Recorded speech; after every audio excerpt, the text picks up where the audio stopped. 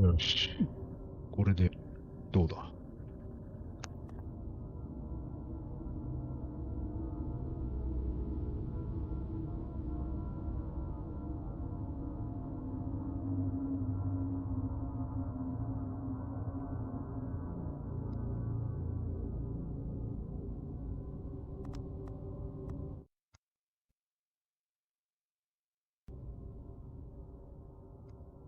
よし。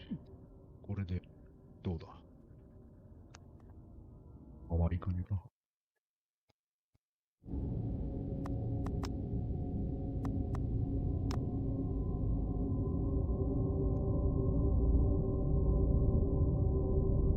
I am writing this under an appreciable mental strain, since by tonight I shall be no more.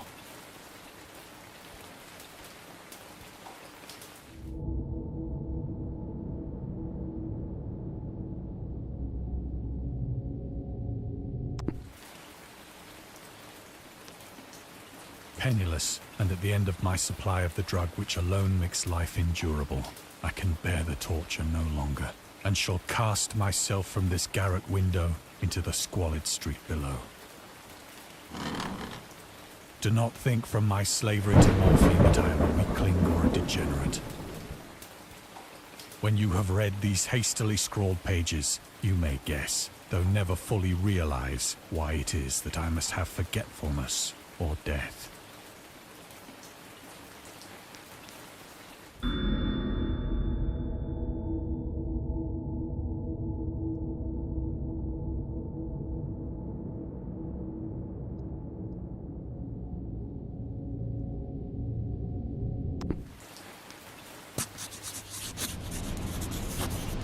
It was in one of the most open and least frequented parts of the broad Pacific that the packet of which I was supercargo fell a victim to the German sea raider.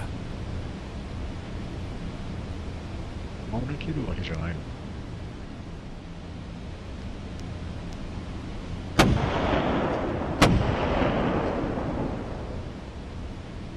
The Great War was then at its very beginning, and the ocean forces of the Hun had not completely sunk to their later degradation. So that our vessel was made a legitimate prize, whilst we of her crew were treated with all the fairness and consideration due us as naval prisoners.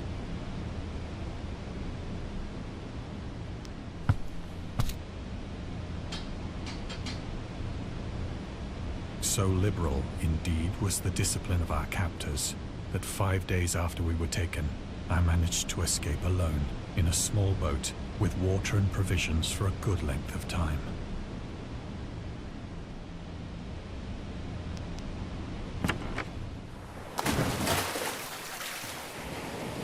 When I finally found myself adrift and free, I had but little idea of my surroundings.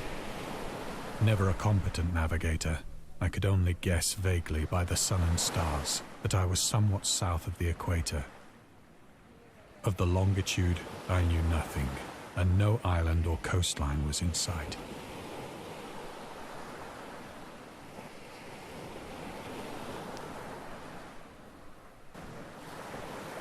The weather kept fair, and for uncounted days I drifted aimlessly beneath the scorching sun, waiting either for some passing ship or to be cast on the shores of some habitable land.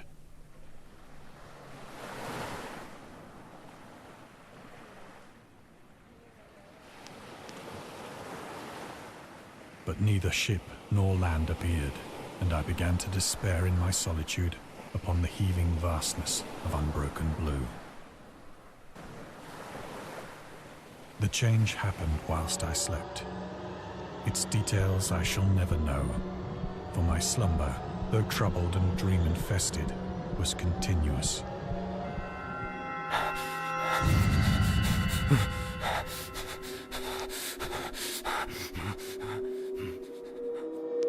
When at last I awoke, it was to discover myself half sucked into a slimy expanse of hellish black mire, which extended about me in monotonous undulations as far as I could see, and in which my boat lay grounded some distance away.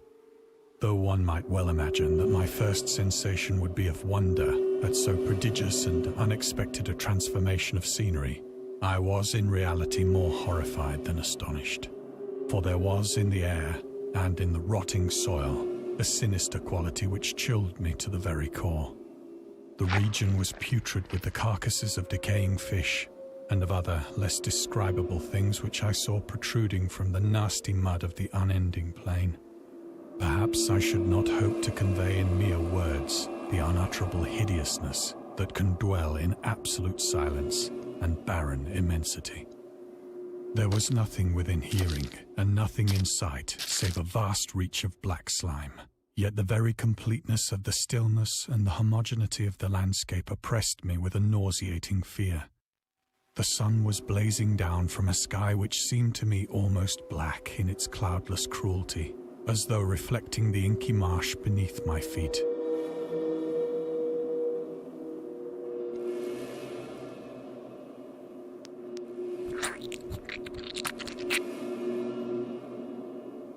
As I crawled into the stranded boat, I realized that only one theory could explain my position.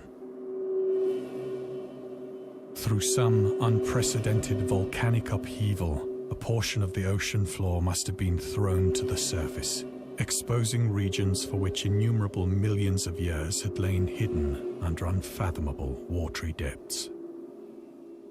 So great was the extent of the new land which had risen beneath me that I could not detect the faintest noise of the surging ocean, straining my ears as I might. Nor were there any seafowl to prey upon the dead things.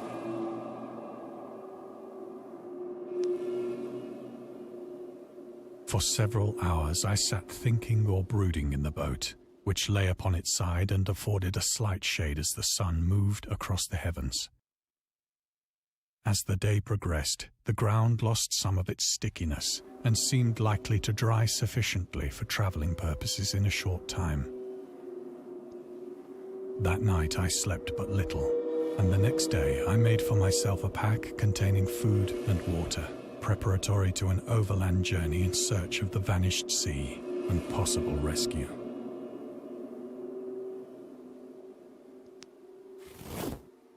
On the third morning, I found the soil dry enough to walk upon with ease.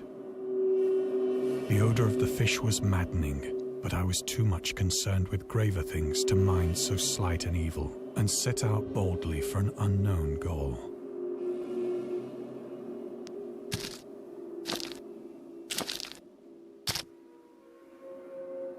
All day I forged steadily westward, guided by a faraway hummock which rose higher than any other elevation on the rolling desert.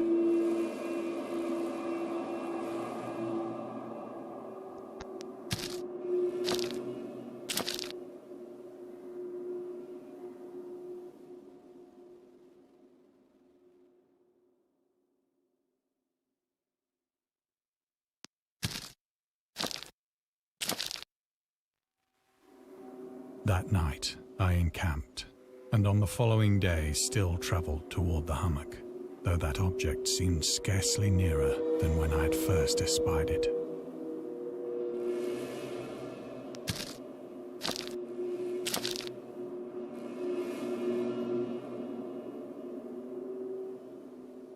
By the fourth evening, I attained the base of the mound, which turned out to be much higher than it had appeared from a distance.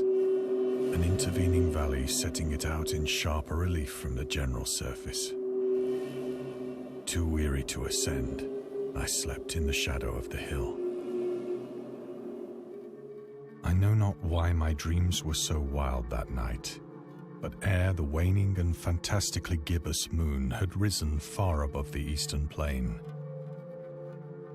I was awake in a cold perspiration, determined to sleep no more.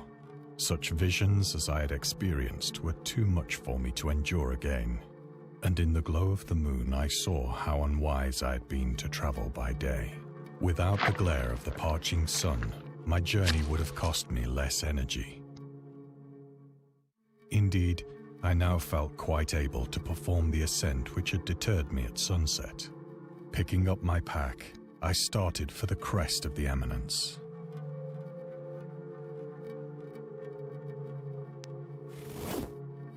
I have said that the unbroken monotony of the rolling plain was a source of vague horror to me. But I think my horror was greater when I gained the summit of the mound and looked down the other side into an immeasurable pit or canyon, whose black recesses the moon had not yet soared high enough to illumine. I felt myself on the edge of the world, peering over the rim into a fathomless chaos of eternal night.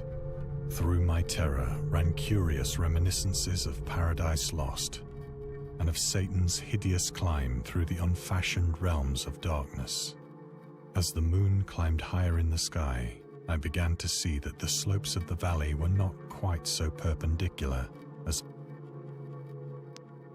ledges and outcroppings of rock afforded fairly easy footholds for a descent, whilst after a drop of only a few hundred feet, the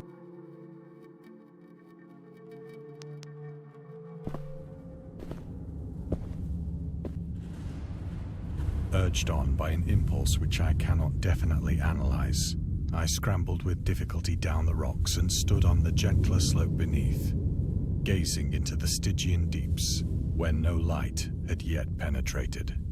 All at once, my attention was captured by a vast and singular object on the opposite slope, which rose steeply about 100 yards ahead of me, an object that gleamed whitely in the newly bestowed rays of the ascending moon.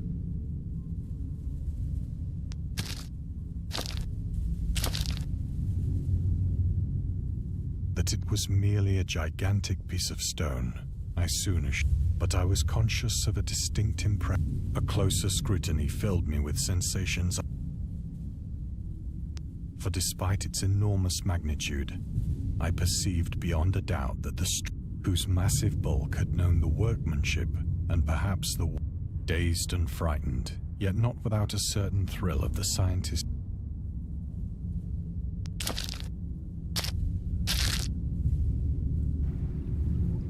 The moon, now near the zenith, shone weirdly and vividly above the and revealed the fact that a far-flung body of water flowed at the bottom, winding out of sight in both directions, and almost across the chasm, the wavelets washed the base of the Cyclopean monolith, on whose surface I could now trace both inscriptions and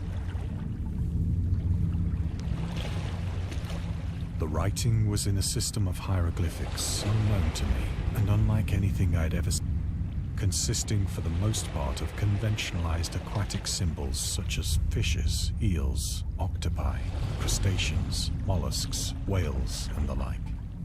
Several characters obviously represented marine things which are unknown to the modern world, but whose decomposing forms I had observed on the ocean-risen plain. It was the pictorial carving, however, that did most to hold me spellbound.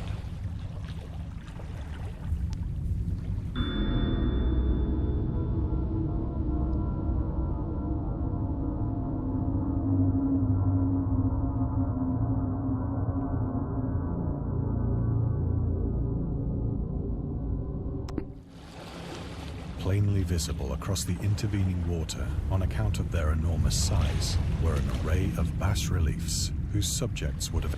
I think that these things were supposed to depict men, at least a certain though the creatures were shown disporting like fishes in the waters of some marine grotto, or paying homage at some monolithic shrine which appeared to be of their faces and forms identical for the mere remembrance. Grotesque beyond the imagination of a Poe or a Bulwer. They were damnably human in general outline, despite webbed hands and feet, shot, glassy, bulging eyes, and other features less pleasant to recall. Curiously enough, they seemed to have been chiseled badly out of proportion, for one of the creatures was shown in the act of killing a whale, represented as but little larger than himself. I remarked, as I say, their grotesqueness and strange size, but in a moment decided that they were merely the imaginary gods of some tribe whose last descendant had perished eras before the Awestruck at this unexpected glimpse into a past beyond the conception of the most daring, I stood musing whilst the moon cast queer reflections on the silent. Then, suddenly, I saw it. With only a slight churning to mark its rise to the surface, the thing slid into view above the dark waters. Polyphemus-like and loathsome, it darted like a stupendous monster of nightmares to the monolith, about which it flung its gigantic scaly arms, while it bowed its hideous head and gave vent to certain measured sounds. I think I went mad then. Of my frantic ascent of the sloping cliff, and of my delirious journey back to the stranded boat, I remember little.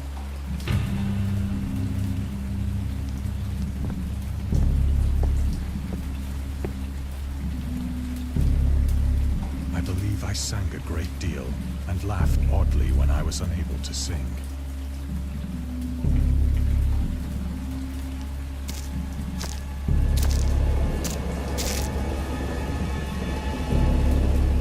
Indistinct recollections of a great storm sometime after I reached the boat. At any rate, I know that I heard pearls of thunder and other tones which nature utters only in her wildest moods.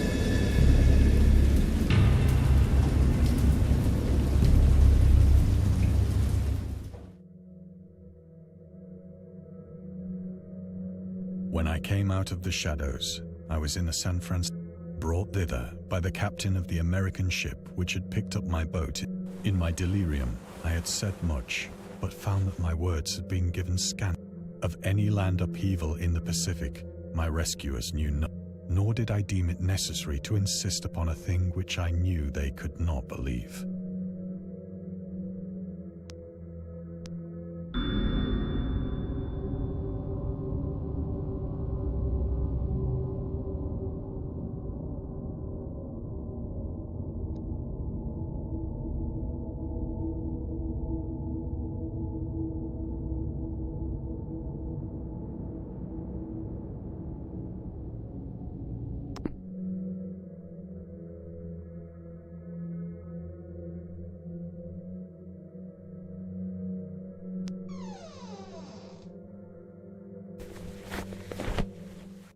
Once I sought out a celebrated ethnologist and amused him with peculiar questions regarding the ancient Philistine legend of Dagon, the fish god.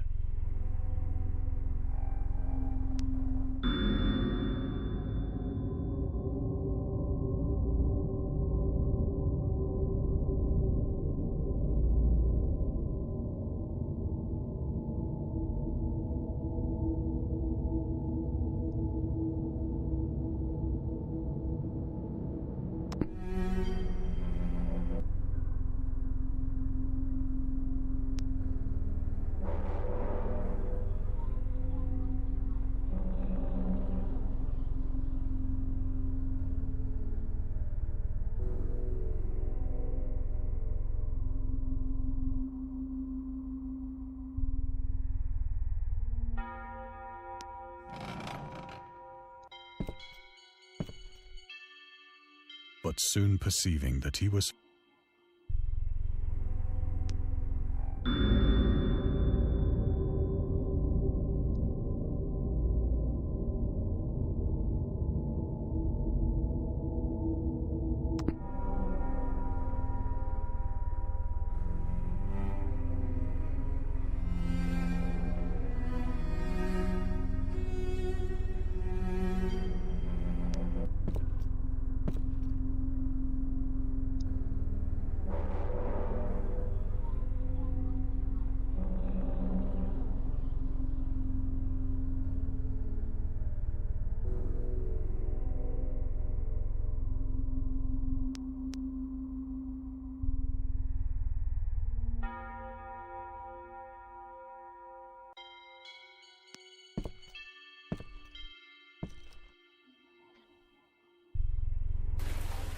It is at night, especially when the moon is gibbous, and I tried morphine, but the drug has given only transient surcease.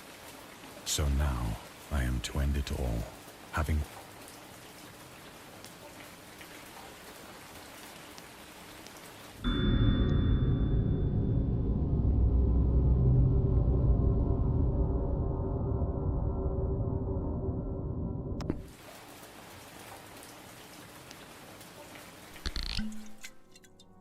Often, I ask myself if it could not all have been a pure phantasm, a mere freak of fever as I lay sun-stricken and raving in the open boat. This I ask myself. I cannot think of the deep sea without shuddering at the nameless things that may at this very moment be crawling and floundering on its slimy bed, worshipping their ancient stone idols and carving their own detestable likenesses on submarine obelisks of water-soaked granite. I dream of a day when they may rise above the billows to drag down into their reeking talons the remnants of puny, war-exhausted mankind. Of a day when the land shall sink and the dark ocean shall ascend amidst universal pandemonium.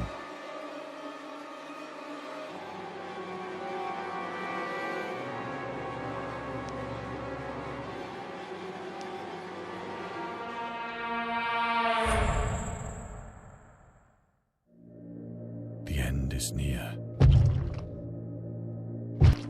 I hear a noise at the door, as of some immense slippery body lumbering against it.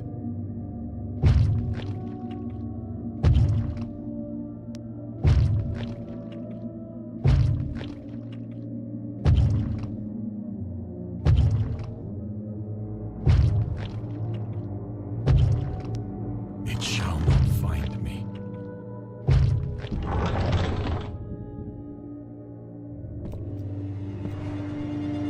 God, that hand!